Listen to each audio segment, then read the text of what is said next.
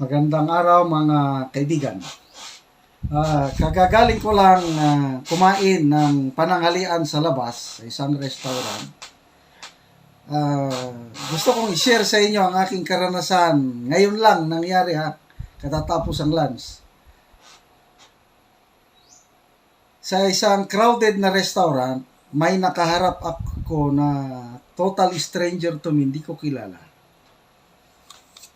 So, kumakain lang ako. Kailan napansin ko, binabantayan niya ako, tinitignan niya ako.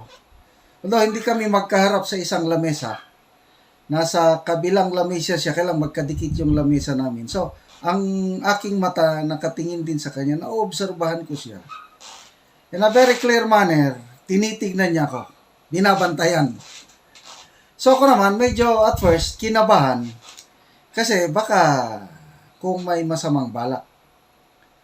Lalo na sa aking vlogging journey. Minsan may mga binabatikos ako. Baka tauhan ni Boying o tauhan ni Wonder Woman. Mamsi, delikado tayo. So ako, medyo kambado ng kaunti. Kailang, I want to enjoy my lunch. Kain lang ako. But nag-ready na ako kung sakaling anumang mangyari. Kailan tinignan ko, mukha niya parang harmless naman. Kasi parehas ko may edad na. Senior citizen na rin. Kailan tinitignan niya ako. Okay. To make the long story short, nagsalita. Alam mo ang tanong niya, kumusta na ang kaso ni DJ Bantag? Alam niya, yung kaba ko, napatawa na lang ako. Akala ko, may balak na masama. Yung pala, gusto lang humingi ng update tungkol sa kaso ni DJ Bantag. Di ba kayo yung vlogger? Sabi niya. Kumusta na ang kaso ni DJ Bantag? So medyo na-relieve yung aking kaba. Kailan hindi pa rin ako nagkumpiyansa. Baka lang yun. Baka patibong lang. Hindi ko siya sinagot na diretso kung ano na ang kalagayan ni DJ Bantag. Tanong muna ko, tinignan ko yung sagot niya. Nung sagot niya, okay naman. Tapos, may follow-up question. Di ba politically motivated lang yun? Yung ginawa kay DJ Bantag? Yun. Naklaro ko na kakampi ito. BTS siya, Bantag Team Supporters. Di ba politically motivated? Ayan, nag-open up ako. Inuna ko muna yung main question niya, kumusta na si DJ Bantag? Sabi ko, ang labanan ngayon is labanan sa hide and seek. Hinahanap siya ni Boying, siya naman tago ng tago. So ang labanan, sino ang marunong magtago at sino ang marunong maghanap ng nagtago-tago. So in short, galingan ni DJ Bantag magtago hanggang 2028. Pag nakaupo na si BP Sara as presidente, pwede na siyang lalabas sa pinagtataguan, harapin ang kaso sa korte dahil by that time, may pag-asa na siya na makakuha ng patas na hustisya. Yan ang paliwanag ko. Tumawa siya. Nakuha ko. Tama yun, tama. Kasi, maka Duterte ako. So, die hard Duterte supporter din pala siya. Next, yung, di ba politically motivated? Yun ang tanong niya. Sabi ko, tama. Sabi ko, hindi ako naniniwala na si DJ Bantag ang may kagagawan o utak, mastermind sa pagpaslang kay Lapid at Villamor. So, politically motivated yan yung merong nagdiin kay Bantag. Gusto siyang paalisin at ngayon napalis na, yun. Sila na naman ang naghahari, meaning yung droga.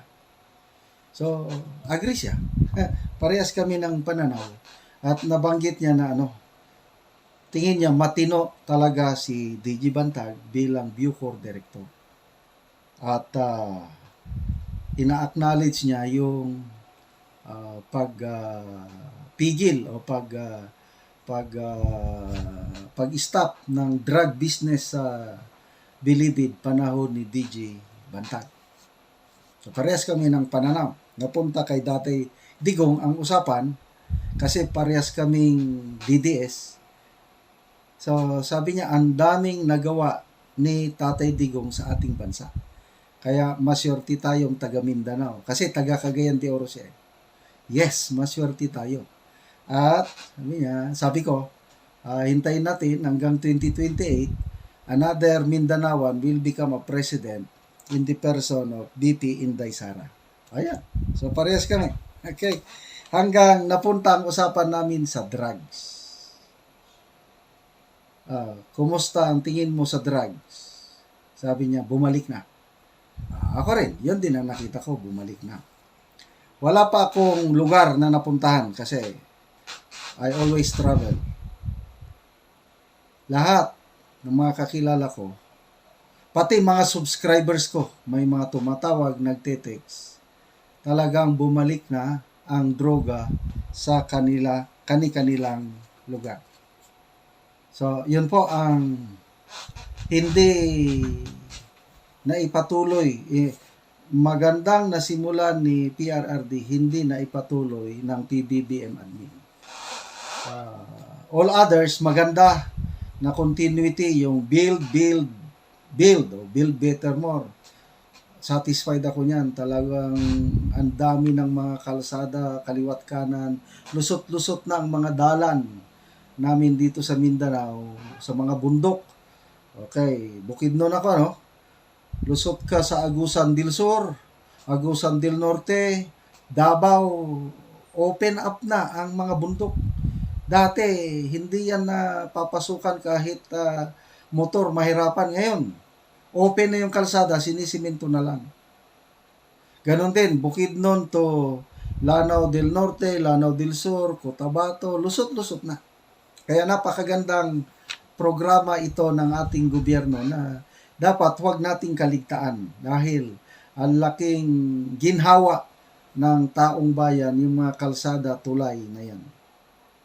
Ano pa yung mga continuity? Peace and order. Naging usapan din namin ang tungkol sa NPA. Sabi niya, wala nang NPA. Layo na sila. Panagsa na lang. Sabi niya, minsan-minsan na lang daw. So, yun, yung mga napag-usapan namin na legacy ni Tatay Digong hanggang napunta yung usapan namin tungkol kay PBBM. So, ang kanyang paningin, walang problema kay PBBM.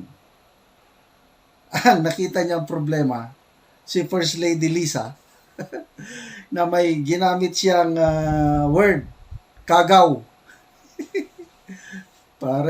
Mura siyang isang kagaw. Anong kagaw? Virus. COVID-19. Panggulo ng hilabot. Nakikialam.